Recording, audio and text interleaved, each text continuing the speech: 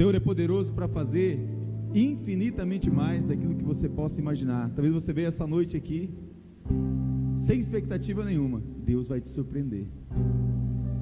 Talvez você chegou com grandes expectativas. Deus pode fazer muito além do que você está imaginando ou pensando. Deus é poderoso para isso. Ele está no meio do seu povo, Ele está no meio da sua igreja. Ele quer falar com você nesta noite de maneira poderosa. Quero que você esteja atento para tudo que Deus está fazendo. Grave isso. Como o pastor Christian falou, dia 19, irmãos, vai ser um marco na vida da igreja, vai ser um marco na sua vida. Quero que você entenda que esse dia vai ser a nossa travessia do Jordão. Amém? Que a travessia do Jordão marcou a história de um povo, vai marcar a nossa história. Por falar nisso, no sábado, quero convocar, se todo mundo lá, melhor ainda. Quero convocar no sábado, nós vamos fazer um mutirão. De manhã, só limpeza. À tarde nós vamos ter uma decoração lá. Não sei como vai ser ainda lá, falando com a Silvia, mas vai ter uma decoração lá. À tarde, você que tem compressor, leva o compressor, viu, Léo?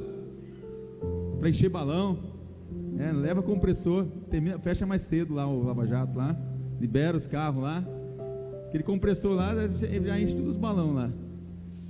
Leva compressor, vamos ter que encher alguns balões, vai ser uma festa.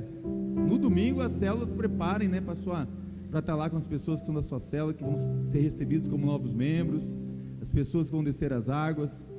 A nova série, o pastor Christian pregou hoje pela manhã, que você vai estar recebendo durante a semana a ministração, é sobre esse tema, a conquista da terra prometida.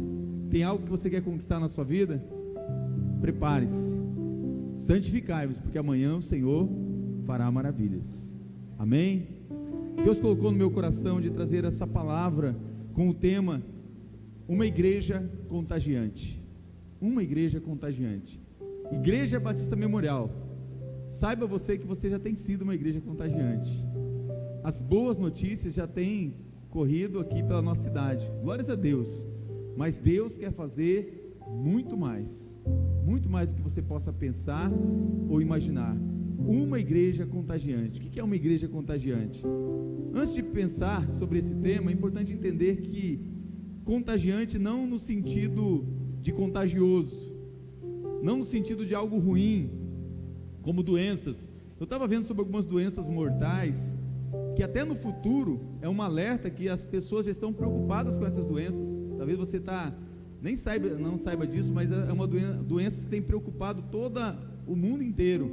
A primeira doença contagiosa é a febre hemorrágica da Crimeia, no Congo. Até agora eles não conseguiram combater, e ela os aeroportos ficam de antena ligada quando vem alguém dessas regiões. A segunda doença contagiosa, ou que tem contágio, é a febre hemorrágica de Marburg. A terceira é a febre de Lassa. Em quarto lugar, a gente achava até que era uma das mais, é a ebola. Ebola continua. Quantos anos você ouve falar do ebola? Em sexto lugar, o MERS. E algo que você fala assim, está tão pequeno ainda, mas tem algo que sutilmente está chegando, já chegou aqui em Campo Grande, HN1. Eu já tenho notícia de pessoas do nosso convívio, de pessoas de perto que já morreram dessa enfermidade. Mas eu não quero falar de algo ruim. Até é conveniente você distinguir esses vocábulos sempre que você for usar. Quando for doença, você poder falar de contagioso, mas quando você falar de algo no sentido que é bom, use a palavra contagiante. Dá para diferenciar. E é essa igreja que eu quero ser, e é essa igreja que eu quero viver, uma igreja que seja contagiante. Essa igreja contagiante, ela propaga com intensidade, pelo poder, pela influência do Espírito Santo de Deus. Amém, irmãos? Abra sua Bíblia em Efésios 3, eu quero ler apenas 2 versículos, o versículo 7 e o versículo 10. Deus tem nos chamado, nos preparado para sairmos das 4 paredes, irmãos. Prepare-se, deixa sua enxada afiada, seu machete, seu machado lá preparado, que Deus quer nos chamar para trabalhar na nossa terra, na terra prometida. Talvez a gente começar treinando nas calçadas aqui do nosso bairro. Falar assim, ó vizinho, vamos arrumar a calçada aqui, vamos arrumar cesto de lixo para você. Vamos começar aqui modificando o nosso bairro, modificando as nossas praças. De repente vamos adotar a praça aqui, falar, vamos cuidar da praça com tudo que tem lá dentro. Os andarilhos, os mendigos, os dependentes químicos, vamos adotar, vamos cuidar de vocês. Eles já conhecem a gente, mas precisam saber que a gente faz a diferença na vida deles. Vamos adotar esses lugares. Vamos adotar o posto de saúde aqui, posto de saúde aqui do nosso lado. Vamos adotar as escolas aqui à nossa volta. Temos aí capelania escolar, pessoas que foram preparadas. Vamos adotar nossas escolas com tudo que tem dentro. Os professores, os alunos, diretor, supervisor. A palavra do Senhor diz assim, Efésios 3, versículos 7 e 10. Aqui é o apóstolo Paulo falando, do qual fui feito ministro, segundo o dom da graça de Deus, que me foi dada, conforme a operação do seu poder. Irmãos, esse versículo, Paulo está falando, o apóstolo está falando o seguinte, pela graça e pelo grande poder de Deus, eu recebi o privilégio de servir anunciando as boas novas. É isso que ele está falando. E é isso que eu quero viver na minha vida.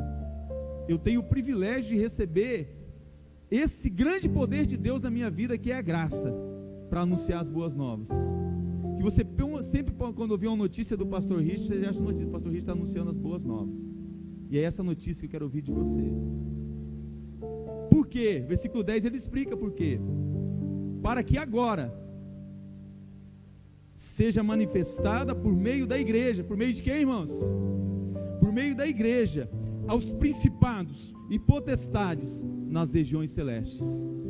Todo espírito imundo, todo espírito das trevas, toda potestade vai saber que existe uma igreja poderosa na terra. Existe uma igreja em Campo Grande, existe uma igreja no bairro São Francisco, no Vida Nova, no Núcleo Sul, no Nova Lima, lá em Porto Murtinho, uma igreja que as portas do inferno não prevalecem contra ela. Todas as potestades vão saber quando você chegar, chegou ali o servo do Deus Altíssimo, chegou alguém que eu não posso tocar, chegou alguém que eu não posso mexer, chegou alguém que eu tenho que fugir.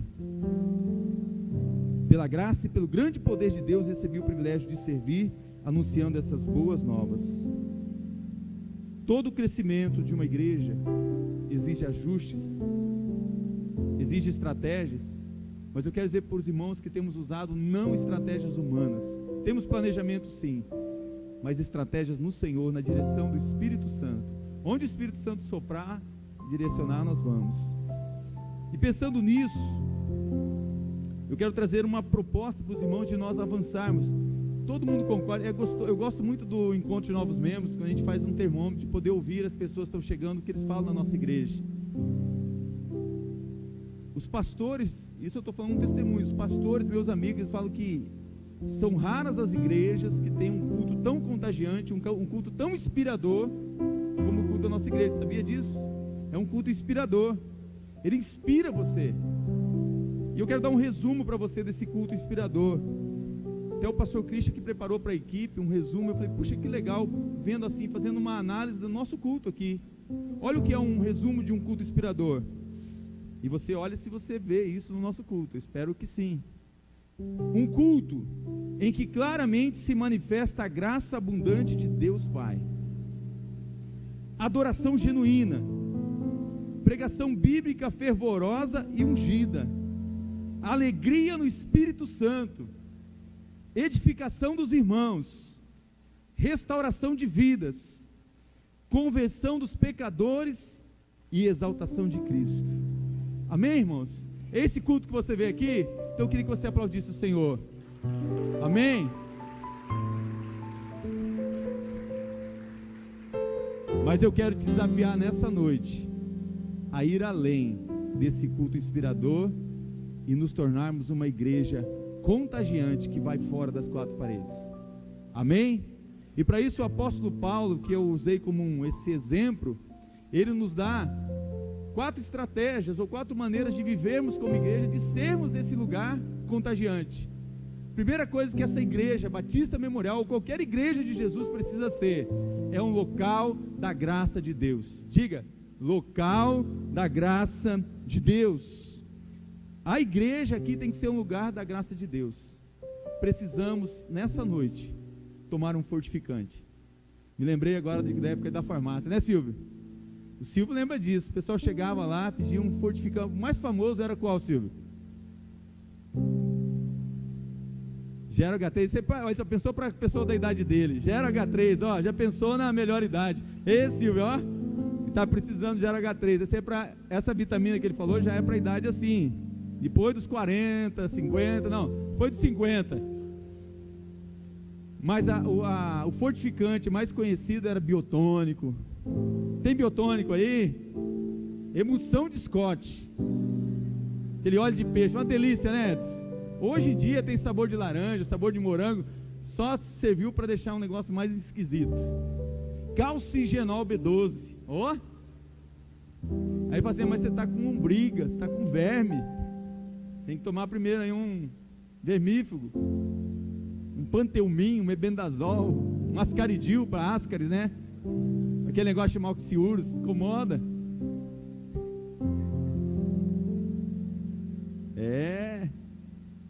E o fortificante tem que tomar. E a gente precisa se fortificar na graça, irmãos. A igreja está fraca na graça. Ontem foi uma bênção, tal pai, tal filho. Quem veio foi muito abençoado. Quantos homens aqui vieram com seus filhos? Levanta a mão. E quantos filhos vieram também? Levanta a mão. Vamos ver quantos. Você, pai que não veio, pecou, viu? Você veio, Silvio? Pecou. Pastor Domício teve uma palavra sobre significância. Que palavra poderosa. Mas ele falou uma verdade, aquilo ficou gravado na minha mente. Nós vivemos 3 caos no mundo hoje. 3 caos, vou usar essa palavra caos. Primeiro, os nossos governantes corruptos. Os nossos governantes corruptos. Segundo, uma sociedade pecadora. Terceiro, uma igreja apática. Então esse precisa do fortificante. 1 Timóteo 2:1. Abra sua Bíblia. 1 Timóteo 2:1. O apóstolo Paulo falando para o seu discípulo, falando para o seu filho Timóteo, falando para a igreja. Ele diz assim: tu, pois, filho meu, fortifica-te na graça que está em Cristo Jesus. Fortifica-te na graça que está em Cristo Jesus. O verbo fortifique-se fornece a primeira característica de uma igreja contagiante. É sempre necessário permanecer forte na graça, irmãos. É a graça que te alcançou, é a graça que te fortalece. A graça é o poder do Senhor manifesto no meio da igreja. A palavra de Deus em Romanos 3:23 diz que todos pecaram e todos carecem da glória de Deus. Nós precisamos estar na presença de Deus. E como isso vai acontecer? Versículo 24 da resposta: sendo justificados gratuitamente por sua graça, mediante a redenção que é em Cristo Jesus. Não adianta você ser bonzinho, não adianta você fazer boas obras. Eu não roubo, não mato, não desejo mal para ninguém. Ainda avança, eu ajudo as pessoas. Não adianta, isso não vai te dar a vida eterna. Efésios 2:8 diz: porque pela graça sois salvos. É dom de Deus. Sabe o que é dom de Deus? É poder de Deus para te salvar. A graça mediante a fé, isso não vem de vós, é dom de Deus, não vem das obras, para que ninguém se glorie. Não é incrível, irmãos, que um ex-legalista fariseu, Paulo, esse homem violento, ele era violento, você sabe que ele consentiu na morte de Estevão. É um homem que agora entende que tem que viver pela graça. É pela graça que devemos viver. Em Atos 13, versículo 38 e 39, ele vai falar: meus irmãos, todos vocês precisam saber com certeza que é por meio de Jesus que a mensagem do perdão dos pecados é anunciada a todas as pessoas. É por meio de Jesus que todas as pessoas são salvas. Isso é graça, isso é favor imerecido. Vocês precisam saber que quem crê é libertado de todos os pecados, dos quais a lei de Moisés não podia livrar. A graça já te alcançou? Você já é livre? A graça é poder de Deus para a sua vida, sabia? A graça não é permissão de Deus para você fazer o que você quiser. A graça não é permissão de Deus para agora você pecar. A graça é poder de Deus para você viver uma vida santa, justa, que glorifique o nome do Senhor. A graça é poder de Deus para você ser diferente no meio corrupto. A graça de Deus é o poder de Deus para transformar os bairros, a sociedade, transformar Campo Grande. Imagine se cada crente que está aqui nessa noite, cada homem de Deus, cada mulher, imagine se cada crente, cada homem de Deus que está nas nossas extensões, começar a contar o que a graça de Deus fez na sua vida. Só contar, irmãos. Eu quero desafiar você a começar a contar o que a graça de Deus fez na sua vida. A graça de Jesus foi um presente na minha vida, foi o dom de Deus, o poder de Deus para me dar a vida eterna. Que impacto vamos ter para compartilhar da graça? Você não precisa de um diploma, de um curso de teologia. Você só precisa de ter um encontro com Jesus Cristo e saber que a graça transforma. É aquele dia que Jesus chegou para você e falou como ele falou para Paulo: olha, dura coisa é para você resistir os aguilhões, dura coisa é você continuar no pecado, dura coisa é você continuar nessa vida miserável, dura coisa é para você continuar condenado ao inferno, dura coisa é para você continuar vivendo uma vida que você não sabe se vai para o céu ou não, dura coisa é você ter a certeza que você está condenado ao inferno. Mas se você não resistir, você vai entender o que é o meu amor que transforma. Paulo recebeu essa graça, um ex-legalista que foi transformado. Você sabe a diferença de um legalista e um não legalista? O autor Steve Brown usa um exemplo engraçado. Eu achei engraçado esse exemplo para dizer a diferença de um legalista e uma pessoa que é cheia da graça de Deus. Tem algum veterinário aqui na igreja hoje? Tem algum? Aqui a Ana não está aqui, né? Acho que está lá no Mimo. Tem alguém que é veterinário? Levanta a mão, você quer ter alguém veterinário? Não. Ele usa o exemplo do veterinário e do empalhador de animais. Às vezes a gente acha que um legalista é igual, uma igreja legalista é igual a uma igreja cheia de graça. Não é. É tudo igual, porque todo mundo vai na igreja. Não. Olha só, é igual a pessoa que leva o cachorrinho e entrega para o empalhador de animais e entrega o cachorrinho para o veterinário. O cara que entrega o cachorrinho dele no empalhador de animais, ele recebe o cachorro de volta, só que empoeirado, imóvel, sem vida. O cara que entrega o cachorrinho para o veterinário, volta com ele limpinho, com fome, já querendo pular, correr. Eu prefiro o veterinário do que o empalhador. O legalista é esse que mata e empalha para pôr só um troféu e contar uma história que já foi do passado. Pessoa da graça, ele quer vida, quer transformar. O apóstolo Paulo, falando com Tito sobre isso, Tito capítulo 2, versículo 11 a 15, depois você pode ler na sua casa, ele começa a falar que Deus revelou a sua graça para dar salvação a todos. E ele começa a falar: olha, eu quero que essa graça seja no meio da igreja. Olha, as mulheres de mais idade, as mulheres mais experientes, ensine as mais jovens. Ensina o quê? Ensina a fazer barra de calça, ensina a costurar, ensina a fazer comida, ensina como deve tratar as pessoas com respeito. As mais velhas sejam exemplo das mais jovens. Os homens mais velhos sejam exemplo dos mais novos.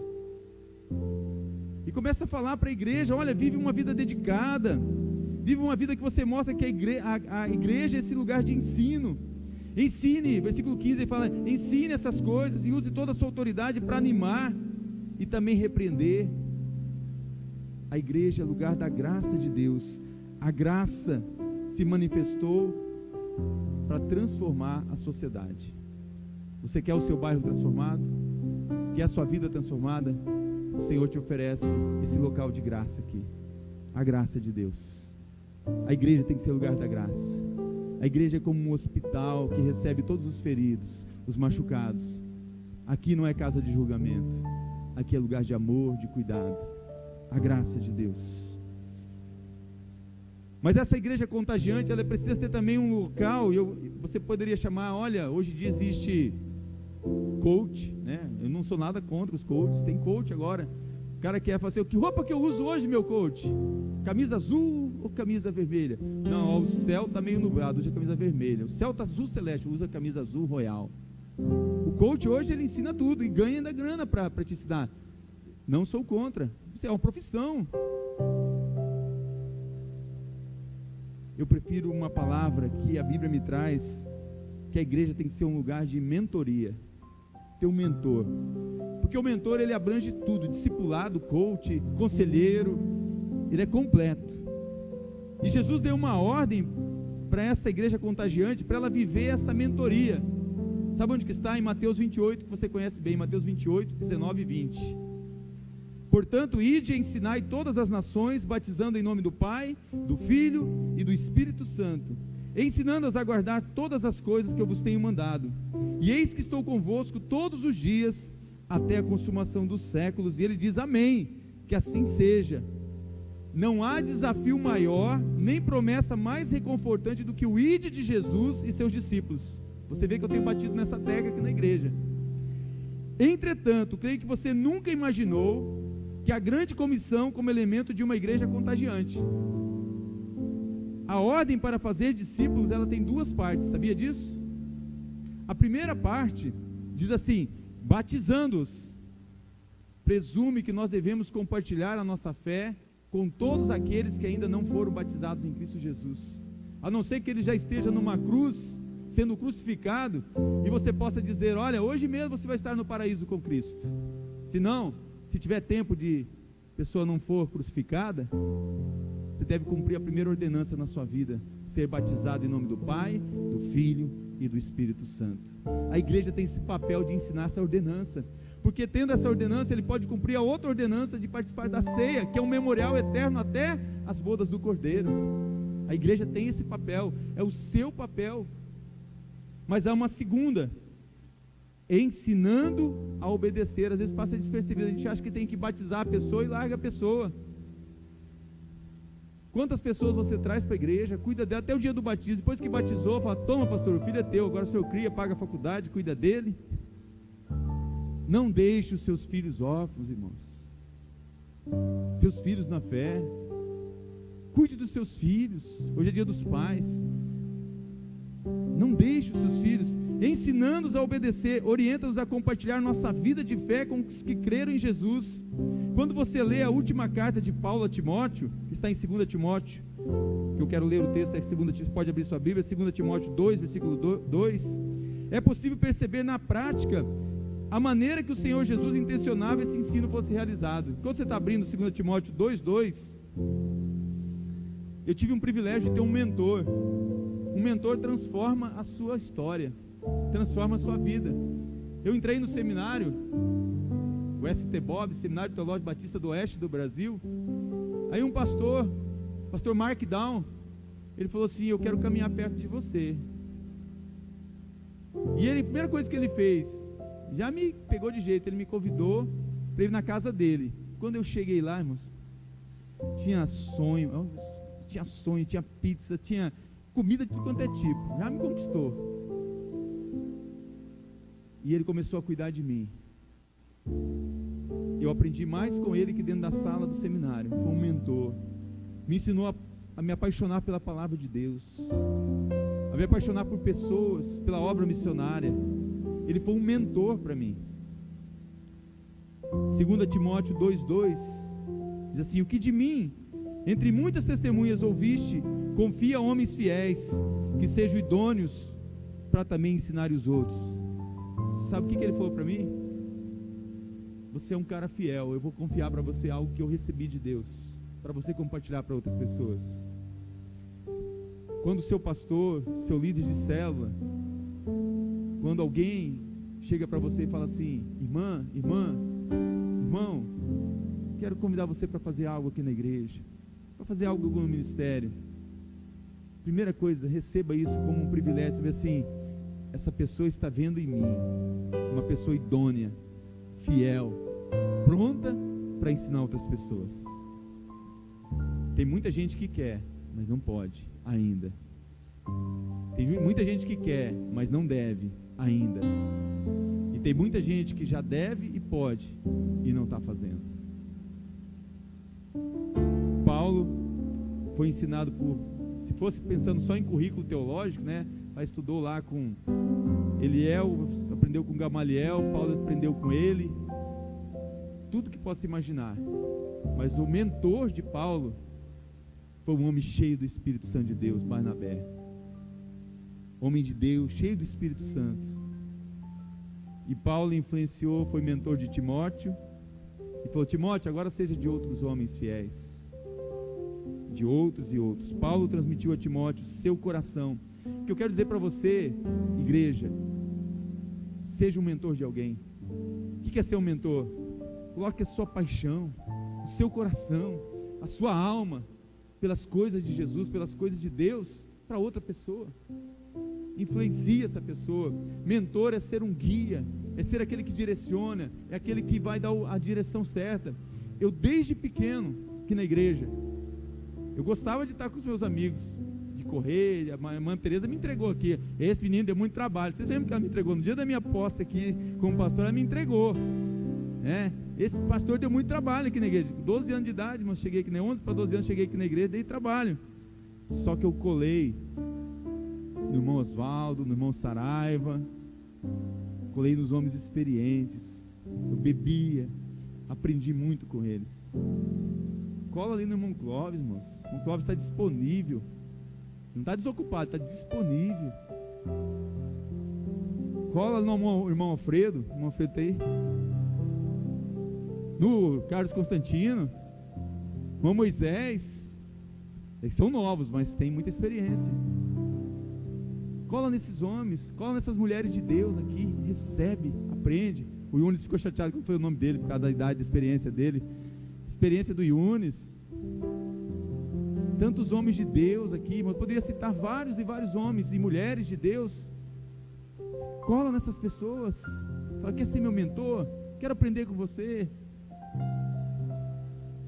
Sua alma, suas verdades, suas confrontações, seus estímulos. A igreja não é lugar de agrupamento, a igreja é lugar de comunhão. Paulo disse para Tito: olha, a igreja tem a doutrina verdadeira. Você tem a doutrina verdadeira para ensinar para as pessoas. Não é a doutrina da igreja, é a doutrina dos apóstolos. A doutrina verdadeira que ele falou para Tito, Tito 2, versículo 3 e 7 é: Tito, ensine o que está de acordo com a doutrina verdadeira. Ensine os mais velhos a serem moderados, sérios, prudentes e firmes na fé, no amor, na perseverança. Aconselhe também as mulheres mais idosas a viverem como devem viver, as mulheres dedicadas a Deus, para que as mulheres mais jovens aprendam a amar o marido e os filhos, a serem prudentes, puras, boas donas de casa, obedientes ao marido, a fim de que ninguém fale mal da mensagem de Deus. Aconselhe também os jovens a serem prudentes. E você mesmo, pastor, deve ser em tudo exemplo de boa conduta. Você mesmo líder, você mesmo diácono, deve ser o primeiro a ser exemplo em tudo. A igreja contagiante, ela é esse lugar da graça de Deus, é esse lugar de mentoria. Vamos, irmãos, começar a ser mentor um do outro? Vamos ajudar um outro? De verdade, eu não gostaria que a igreja fosse esse local que eu vou falar agora, mas ela é, e é um privilégio. A igreja é um local de sofrimento, mas de comunhão. Irmãos, a igreja é um lugar de sofrimento. Irmão Francisco, que bom, passeando aqui com a gente. Meu coração, irmãos, está esses dias dolorido, como pastor. A gente sofreu junto com a Suelen. Foram dias, aquele câncer, ela lutando, e a gente sofre junto com os irmãos. Hoje eu vi as menininhas dela aqui, dançando, adorando ao Senhor. Eu falei: Senhor, que privilégio da igreja, a gente participar do sofrimento, mas em comunhão, ter alguém. Talvez tenha alguém do seu lado aí, você não sabe, acabou de passar por uma enfermidade, foi mandado embora do emprego, está passando por um divórcio, está passando por uma luta financeira. Quinta-feira nós viemos para a oração da jornada. Aí, a hora que começou lá, eu olhei no meu celular, uma mensagem que chegou 5 da manhã. Era o irmão Edson. Irmão Edson, você sabe, ele falou, um dia ele falou: eu quero ter meu próprio negócio. Montou a lanchonete dele, comércio dele. E na quinta-feira à noite, acho que 11 e pouco da noite, ele estava fechando já o comércio dele. Um vizinho ligou, um amigo, e falou assim: dá para você entregar um lanche ainda? O último lanche da noite. Ele já estava fechando, e a mãezinha dele ajudando ele lá, nossa irmã aqui da igreja, a irmã Zuleide. Ele falou: filho, deixa que eu levo o lanche. Mãe, cuidado, atravessar a rua, já estava mais calma. A irmã Zuleide foi atropelada. Eu falei para Maressa, que estava com a gente, né? Eu falei: Maressa, lá da Santa Casa, tenta dar notícia para a gente, que ela tem mais acesso lá. E ela foi me dando notícia, eu fui falando com o Edson também, alguns irmãos orando, nós mandamos para os grupos. Quando foi 11 e pouco, a Maressa me mandou uma mensagem: pastor, mas o Leide teve já 2 paradas cardíacas. Quem está lá com o Edson? Eu falei: eu não sei se tem alguém lá, mas eu vou para lá. Eu fui para lá. Quando eu cheguei, ele já estava jogado no chão, chorando e se culpando, dizendo: pastor, fui culpado. Fiquei com ele. Daqui a pouco chegou a notícia do óbito. Demorou, a Maressa me mandou, daqui um pouco a enfermeira chegou e deu a notícia. Ela havia quebrado a perna, o braço, clavícula, deu um edema no coração, não resistiu. Uma tragédia. E você vê o irmão sofrendo ali, desesperado. E tem momentos que é difícil. E aí chegou a irmã dele, Amanda, a tia dele, irmã da irmã Zuleide, e ela chegou e falou: meu sobrinho, não se culpa. E que ele tá... Ela falou assim: ela vai ficar boa. Eu falei: espera lá, ela não sabe ainda. Aí eu cheguei, abracei ele, pus a mão no ombro dela e falei assim: olha, a sua irmãzinha partiu com o Senhor. Aí ela se jogou no chão também. Eu estava sozinho até aquele momento, com eles ali, cuidando. Daqui a pouco chegou uma irmã, chegou outra pessoa, e nós começamos a cuidar deles. Aí chegaram outras pessoas da igreja, e começamos a acolher aqueles irmãos, e cuidar deles. Eu quero dizer para você que a igreja é esse local de sofrimento, sim, que a gente sofre, mas a gente tem comunhão.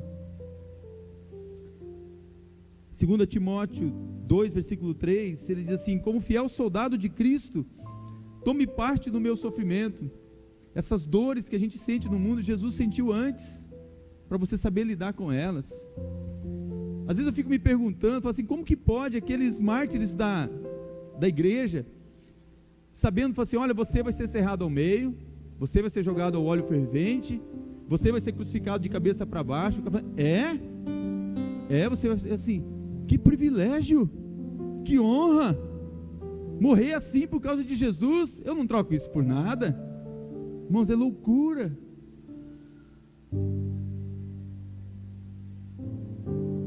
Como fiel soldado de Cristo, a gente tem que tomar parte do sofrimento do irmão.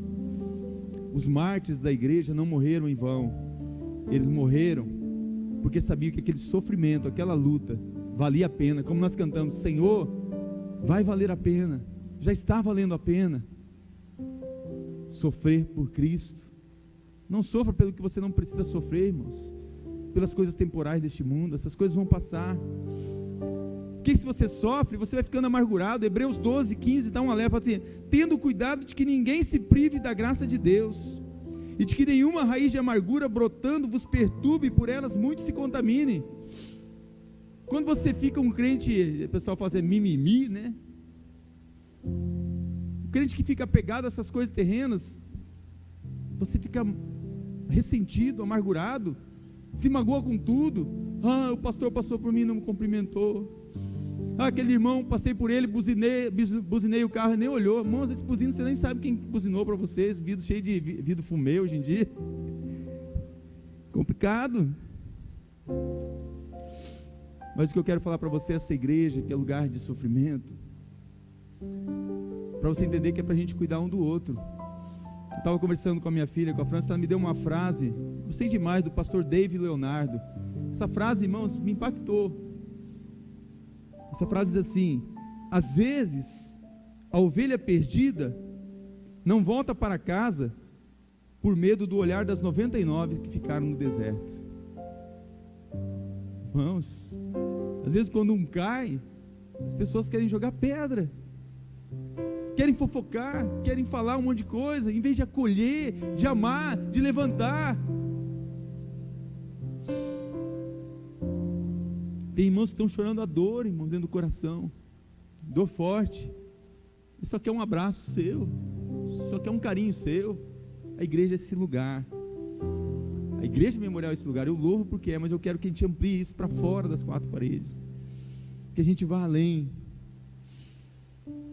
A igreja, em muitos lugares, e em nome de Jesus aqui não é um lugar para os santos de imitação. Você viu os santos de imitação? Bem vestidos, perfumados, mas não olham para aqueles que estão sangrando do seu lado, estão feridos do seu lado. De alguma forma, a pergunta que eu faço para a igreja inteira é: nós somos essa igreja da graça, essa igreja da restauração? Um pecador salvo pela graça, ele entende que muito lhe foi dado, e ele tem muito para dar. É um poder para anunciar as boas novas.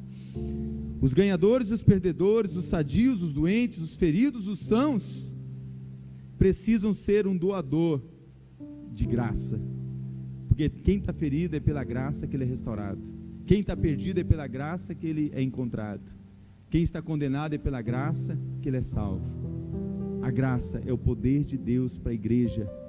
Precisamos viver. Eu vi uma história, um dia um médico, tem médico na igreja, um médico foi atropelado, e a pessoa não deu socorro para ele. Aí as pessoas do SAMU vieram para socorrer o médico, e falou assim: não me leve para o hospital não. Eu falei: mas como, doutor? O senhor precisa ir para lá, o senhor está sangrando, o senhor vai morrer, fica aqui. Não me leve para lá, as pessoas sempre me viram bem arrumado lá, como doutor, como médico, não me leve lá para o hospital, o enfermeiro vai chegar e ver como que o médico pôde se acidentar, como que o médico está precisando de ajuda. Não me leve para o hospital não, que as pessoas não vão entender como que o médico pode precisar de outro médico. Não me levem para lá. Mas como? O senhor vai ficar? Às vezes, Felipe Yancey fala sobre isso. Ele encontrou, falando de uma prostituta, e falou assim: olha, minha vida está o caos, eu não aguento mais essa vida, eu não aguento mais viver assim, eu não sei mais o que fazer. Aí falaram para ela: vai numa igreja. Você está maluco? Você acha que uma prostituta chegar na igreja, o que eles vão olhar para mim e vão dizer de mim? Primeiro lugar que quando você está ferido, você precisa ser levado é para o hospital. Primeiro lugar que as pessoas precisam dizer para você quando estão perdidas, machucadas, é: leve eu para a igreja, me leva para a igreja, me leva para a igreja. A igreja é esse lugar, deve ser esse lugar de sofrimento e de comunhão, onde um cuida do outro.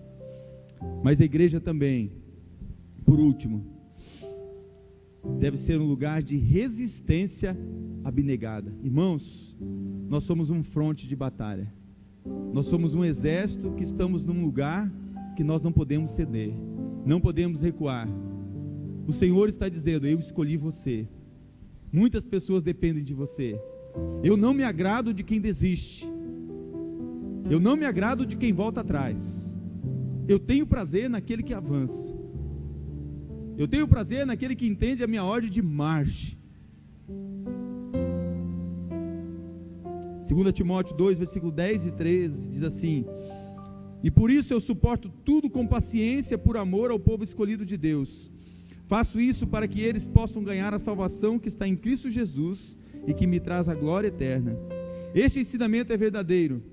Se já morremos com Cristo, também viveremos com Ele. Se continuarmos a suportar o sofrimento com paciência, também reinaremos com Ele. Se nós negarmos a Ele, Ele também nos negará.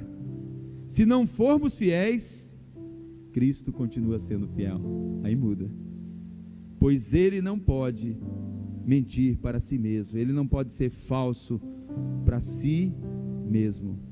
Amados, o Senhor chama você para resistir esses dias. Esses dias são dias maus, mas Ele não quer que você resista de qualquer maneira. Ele fala: eu vou te fortificar na graça, eu vou te fortalecer. No demais, irmãos, fortalecei-vos na força do Senhor, revestir-vos de toda a armadura de Deus para resistir o dia mau. Quando você vai ver uma armadura de batalha de um soldado romano, nós vimos isso lá em Israel, né, pastor Cristian? A armadura do soldado de guerra não tem proteção nas costas. Mas que vacilo, não vai ter proteção nas costas. A hora que ele virar as costas, vai levar uma flechada. Exatamente, irmãos. É para avançar, é para resistir, não é para dar as costas para o inimigo, não é para se acovardar. Virou as costas, leva a flechada. Resistir ao diabo e ele fugirá de vós. O diabo pode estar bramando como um leão à sua volta, mas você tem o leão da tribo de Judá do seu lado. Promessa do Senhor em Mateus 16, 18 e 19, que deu para Pedro, é a mesma para você. Pois também eu te digo que tu és Pedro, e sobre esta pedra edificarei a minha igreja, e as portas do inferno não vão prevalecer contra ela. E eu te darei as chaves do reino dos céus, e tudo que ligares na terra será ligado nos céus, e tudo que desligares na terra será desligado nos céus.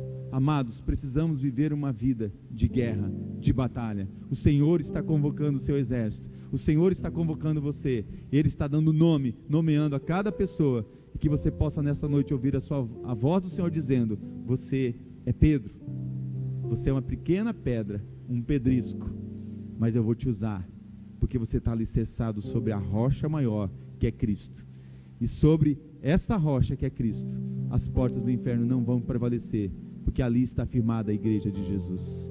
E não é o diabo vir atacar aqui não, irmãos, é nós indo no arraial dele, e você indo.